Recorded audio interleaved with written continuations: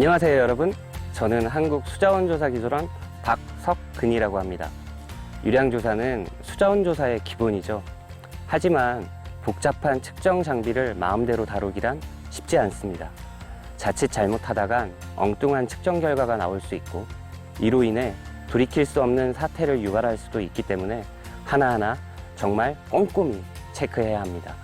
그래서 지금부터 저와 함께 ADCP 측정 방법에 대해 알아보도록 할 텐데요. 저만 믿고 따라 하시면 아주 쉽게 딱 한 번에 마스터할 수 있습니다.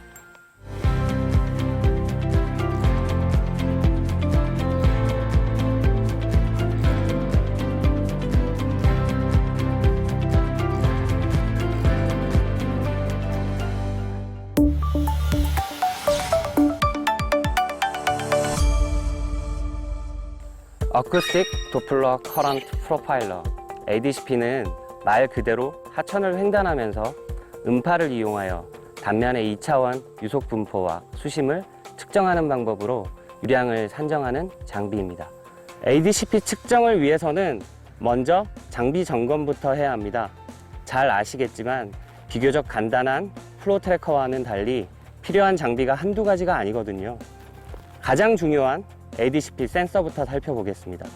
ADCP의 종류로는 리버 서베이어 S5와 M9, 리오그랑데, 스트림프로, 리버레이, 리버프로가 있으며 오늘은 리버프로를 이용하겠습니다. 부대 장비를 살펴볼까요? ADCP는 곁다리로 붙는 장비가 많은데요.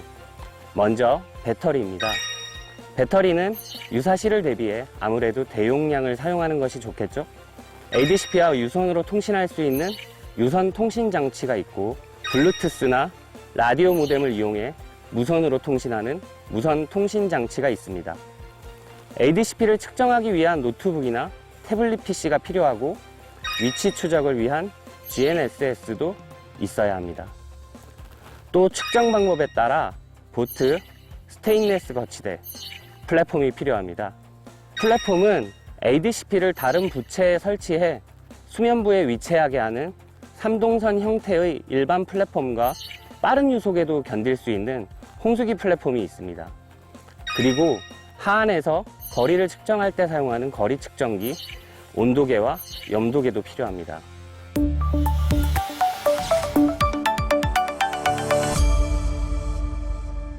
ADCP를 이용한 측정법으로는 정지 측정법과 이동 측정법이 있는데요. 이 중 이동 측정법은 보트와 같은 이동 수단을 이용해 하천을 가로질러 이동하면서 유속과 이동 거리, 수심을 측정해 유량을 계산하는 방법으로 일반적으로 가장 널리 사용되고 있습니다.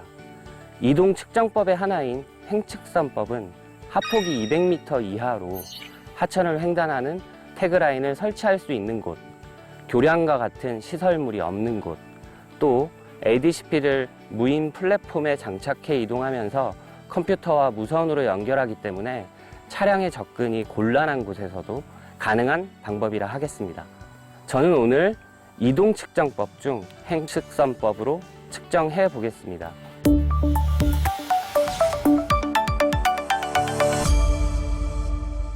그럼 이제 ADCP 횡측선법으로 측정하는 방법에 대해 알아보도록 하겠습니다. 측정은 정상류 상태에서 총 4회 반복합니다.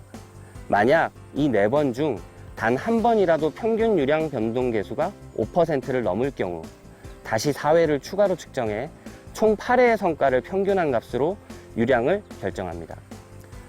댐의 수문 조작이나 하류 구조물 등에 의해 발생하는 부정류처럼 수위가 급격하게 변하는 경우엔 편도 1의 횡단 측정이 유량값으로 사용될 수 있지만 그 이유를 기록해야 합니다. 다만 가능하다면 USGS 권고 사항과 같이 최소 1회 왕복 측정을 유량값으로 사용하고 총 횡단 시간은 720초 이상 확보하는 것이 좋습니다.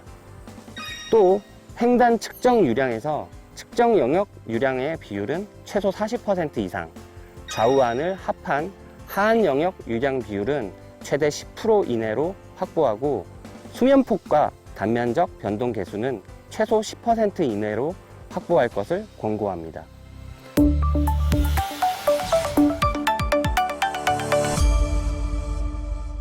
이렇게 맑은 물이 흐르는 이 하천이 오늘 저희의 일터가 되겠습니다. 근데 이렇게 넓은 강, 어디서 측정해야 가장 정확한 값이 나올 수 있을까요? 지금부터는 측정 지점을 선정할 때 고려해야 할 몇 가지 사항에 대해 알아보겠습니다. 먼저 단면의 형상입니다. 사람도 그렇듯 가장 이상적인 단면은 대칭형이고요. 단면의 형상이 상하류에 일정하게 지속되는 비대칭도 고려해 볼 수 있습니다. 단 이때는 하상의 형태의 급격한 변화가 있는 단면은 피해야 하고, 하상 단면은 되도록 고르며 나무 같은 장애물이 없어야 합니다. 단면의 유속도 고려해야 합니다. 유속이 0.1m/s 이하인 단면은 피하고, 만일 어쩔 수 없이 저유속에서 측정해야 할 경우엔 횡측선법 등을 이용하여 보트 속도를 유속의 50% 이하로 느리게 하는 것이 좋습니다. 측정 단면의 좌우 하안 부분에서는 2개 이상의 수심세를 측정할 수 있도록 수심을 확보해야 합니다. 이번엔 그 밖에 고려해야 할 사항에 대해 알아보겠습니다. 먼저 솟아오르는 흐름이나 큰 와류, 불규칙한 유성 같은 난류가 심한 지점은 피해야 합니다. 흐름이 일정하지 않아 정확한 값이 나오지 않기 때문이죠.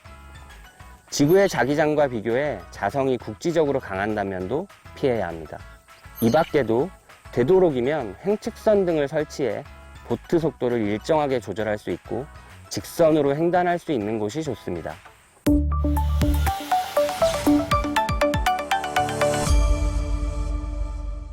ADCP는 리버프로 같은 경우는 지금 이렇게 접혀 있는 상태로 지금 가방에 들어가 있기 때문에 이제 플랫폼을 측정을 위해서 이제 조립을 해보도록 하겠습니다. 3동선 양쪽 날개가 양쪽으로 접혀 있는 지금 형태이기 때문에 한쪽씩 펼쳐주면 되고요. 이렇게 펼쳐서 위쪽에 보이시는 이 나사로 이제 고정을 하게 됩니다. 여기서 한 가지 주의하실 점은 이 아래쪽 센서가 있다는 겁니다. 이 센서가 바닥에 닿아서 돌에 긁히거나 하면 저희 측정 자료에 문제가 생길 수 있기 때문에 이 센서가 다치지 않도록 돌 위쪽이나 다른 물건들을 이용해서 센서가 바닥에 닿지 않게 조심해서 내려놔야 됩니다. 이 3동선을 무리해서 그냥 운행을 하게 되면 이렇게 프레임이 위쪽만 있어서 휠 수 있어요. 그래서 그걸 방지하기 위해서 이렇게 고정바가 있고요. 이 바를 고정하면 기본적으로 ADCP 플랫폼 구성은 완료가 됩니다. 다음으로 배터리 연결을 해야 합니다. 네, 전원선들은 플러스와 마이너스 이렇게 색깔별로 구분할 수 있게 2가지로 구분되어 있기 때문에 각각의 색깔에 맞게 전원에 연결을 하시면 되겠습니다.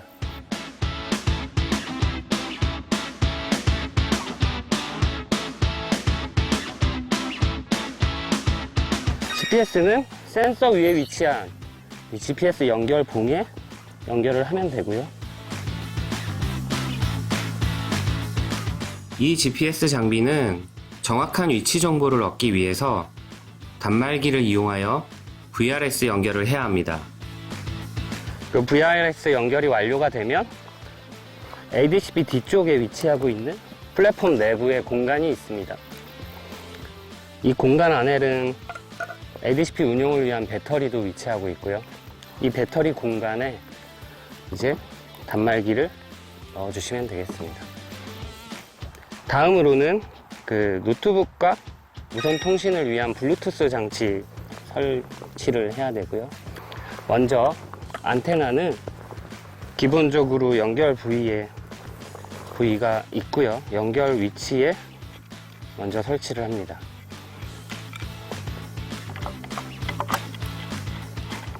다음으로는 이제 연결하는 블루투스 장비가 있고요. 블루투스 장비는 ADCP 쪽에서 송신을 위한 장치와 이 노트북 쪽에서 수신을 위한 장치, 이렇게 2가지로 나뉩니다. 그래서 노트북을 위한 장치는 노트북 설치해서 주에 연결을 하면 되고, 블루투스 장치 송신부는 ADCP에 저희가 미리 설치해 놓은 그 내부 뚜껑 위에 부착을 할 거고요. 벨크로를 이용해서 부착을 하면 되겠습니다. 방수 처리를 위해 제작된 셋탑박스를 닫아야 하기 때문에 그 전에 전원 버튼을 ON으로 이렇게 조작을 해주시면 되겠습니다. ON으로 작동시킨 이후에는 각각의 블루투스 장비에 표시되는 전원 상황을 확인을 하시면 되고요. 정상 작동할 경우에는 이제 셋톱 뚜껑을 닫으시고요. 무선 통신 장치와 그다음에 무선 통신을 위한 외부 안테나 연결을 해주시면 되고요. 기본적인 ADCP 하드웨어 구성이 끝이 나면 이제 측정을 시작해야겠죠. 측정을 시작하기 위해서는 먼저 전원을 켜보도록 하겠습니다. 이 전원 버튼을 위쪽으로 올리면서 전원을 ON 위치에 이동시키시면 되겠습니다. 전원 버튼을 ON 위치 시키시면 ADCP 센서 상단부에 이렇게 불빛이 들어오게 되고요. 가운데 녹색 불빛이 이제 전원이 정상적으로 들어왔다는 표시고요. 그 옆에 파란색 불빛은 이제 블루투스를 이용한 무선 통신이 정상적으로 작동을 하고 있다는 표시입니다. 만약 지금 불빛이 들어와 있지 않은 곳에 불빛 색깔은 빨간색인데 이 빨간색 불빛이 들어오는 경우에는 장비에 이상이 있는 경우입니다. 그런 경우에는 장비 점검을 다시 받아야 할 수도 있고요. 아니면 이제 배터리나 다른 장비의 연결 상태를 한번 확인할 필요가 있습니다. 이제 전원이 정상적으로 연결이 됐으면 이제 하드웨어 구성은 이것으로 다 종료가 됐고요. 이제 소프트웨어를 이용해서 ADCP와 노트북을 연결해야겠습니다. 지금 송신부 블루투스 장치들은 모두 연결이 되어 있는 상태이기 때문에 저기서 자료를 수신할 수 있는 노트북 수신부 지금 블루투스 장치들을 연결을 하도록 하겠습니다. USB 연결 장치를 통해서 연결을 하고요. 안테나를 올려줍니다. 이후에 이제 ADCP 운용 소프트웨어를 실행합니다.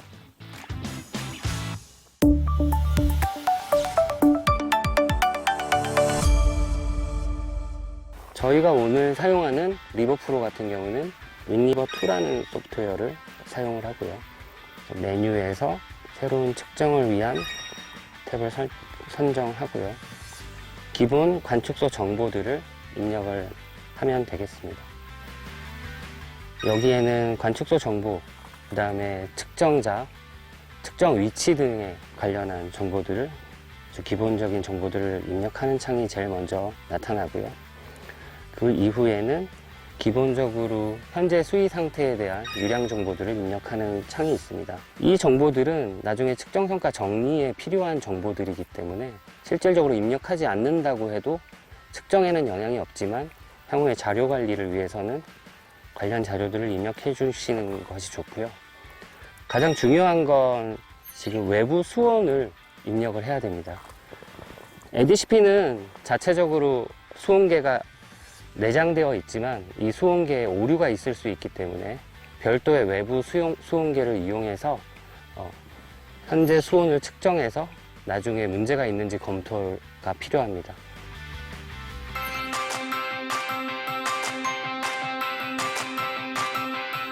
ADCP가 연결이 되면 여기 ADCP라고 표시되어 있는 칸에 녹색불이 들어오게 되고요. 그렇다면 그 우측에는 장비명이 나타나게 됩니다. 만약에 여기 녹색불이 뜨지 않거나 장비명이 다르게 나타날 경우에는 무선 통신 쪽에 오류가 있을 수 있으니까 재확인이 필요하고요.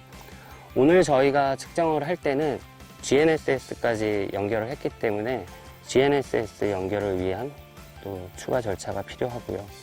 그래서 외부 GPS 체크 박스를 체크를 하게 되면 ADCP와 동일하게 녹색 불이 들어오게 됩니다. 여기까지 완료하셨으면 이제 소프트웨어 연결까지 완료가 됐고요. ADCP 설정에서 가장 중요한 이제 잠긴 깊이 그리고 자기 변화 값을 입력해야 합니다.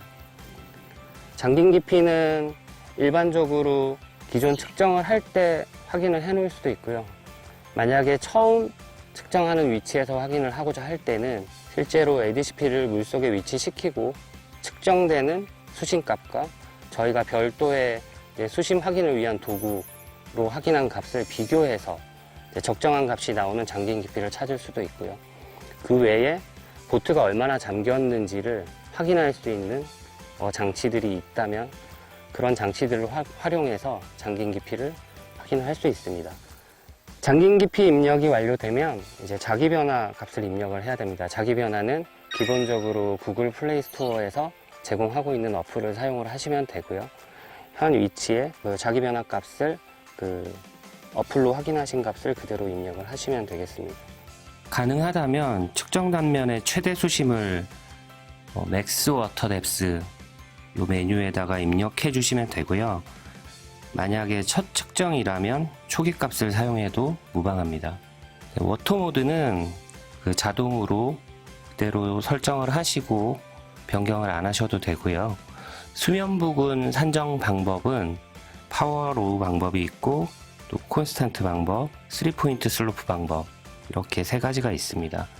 그리고 바닥 부근에는 파워 로우 방법이 있고 노슬립 방법 이렇게 두 가지 방법이 있고요. 이건 하천 조건에 따라 적용할 수 있고 후처리에서도 수정이 가능합니다. 양안 하안 형태에 따라서 경사 수직 제방으로 입력이 가능한데요. 보시는 것처럼 메뉴에서 선택해서 사용을 하실 수 있고요. 측정 후 후처리에서도 수정이 가능합니다. 그 외에는 현재 화면 구성에서 기본적으로 입력된 값을 그대로 사용을 하시면 되고요. 보통 리버프로는 자동 모드로 다 설정이 되어 있기 때문에 별도의 변경 없이 넘어가시면 되겠습니다. 그 다음 창에서는 기본적으로 파일명에 어떤 정보를 담을 것인지에 대한 내용들이고요. 이거는 측정자가 원하시는 대로 구성을 하시면 되겠습니다. 여기까지 하면 이제 기본 연결 설정들은 완료가 됐습니다. 이제 기본적으로 측정을 위한 세 가지 전 단계 중에 제일 먼저 해야 될 게 ADCP의 시간을 설정을 하는 것입니다.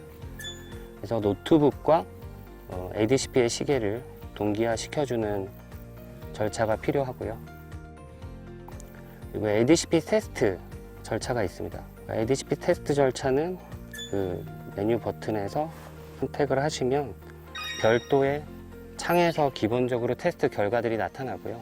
좌측 화면에 지금 시스템 테스트가 항목별로 몇 개가 성공했고 몇 개가 실패했는지 나타나게 됩니다. 그래서 여기서 실패한 항목들이 하나라도 있는 경우에는 재테스트를 통해서 실패한 항목이 나타나지 않을 때까지 해야 되고요. 만약에 지속적으로 실패가 나타난다면 센서에 대한 점검이 필요하기 때문에 다른 장비로 측정을 하시거나 아니면 향후에 측정을 하시는 게 좋겠습니다. 지구 자기장의 강도는 지역마다 다를 뿐 아니라 측정 단면 부근에 금속성 물체가 있을 경우 ADCP에 내장된 나침판에 영향을 미칠 수 있습니다. 이 때문에 나침반을 보정해야 하고 특히 ADCP로 측정한 유속을 지구 좌표계로 변환하거나 GNSS를 이용해 유량을 측정할 경우엔 반드시 보정해야 합니다.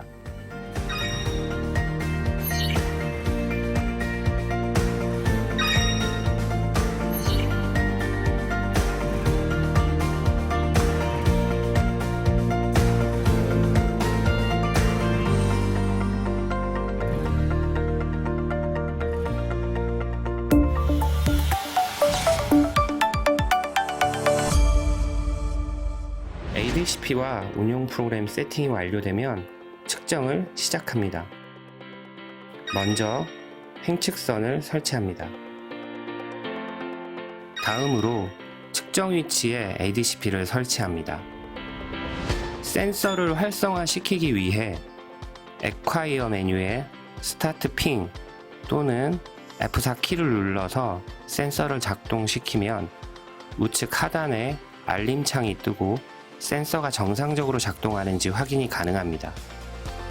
좌우한 부근에 2개 이상의 수심 셀이 확보되는 시작 종료점을 표시합니다. 측정을 시작하기 전에 수위를 확인하고 측정을 시작합니다. 엣지 표시 및 시작 수위 확인이 완료되면 측정 시작을 위해 Acquire 메뉴에 Start Transect 또는 F5 키를 눌러 입력창을 활성화시킨 후에 하안으로부터 측정 위치까지의 거리 및 시작 하안을 입력합니다. 하안 거리 및 엣지 입력 완료 후 넘버 오브 앙상블에서 10개 이상의 앙상블이 확보되면 ADCP 이동을 시작합니다. 보트 속도 및 유속을 확인하면서 적정한 보트 속도를 유지할 수 있도록 합니다. 종료 엣지에서도 시작 엣지와 동일하게 적용합니다.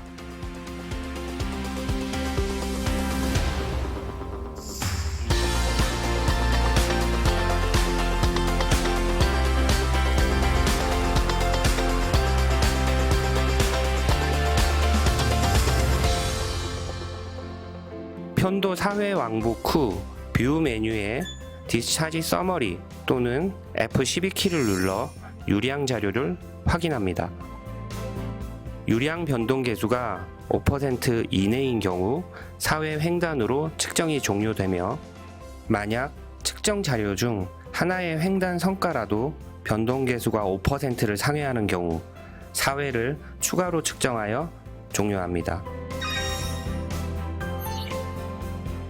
측정이 종료되면 Acquire 메뉴에 스탑핑잉 또는 F4키를 눌러 센서를 종료합니다. 종료 수위를 확인하고 측정을 마무리합니다. 어떠세요, 여러분?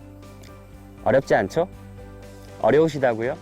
그럼 처음부터 한 번만 더 보시면 아마 충분히 이해하시리라 생각합니다. 지금까지 저와 함께 ADCP 측정에 대해서 자세히 알아봤는데요. 수자원 조사 전문가이자 국가 수자원 관리의 핵심으로서 여러분의 성공적인 활동을 기원하면서 ADCP 측정을 모두 마치도록 하겠습니다. 함께 해주셔서 감사합니다.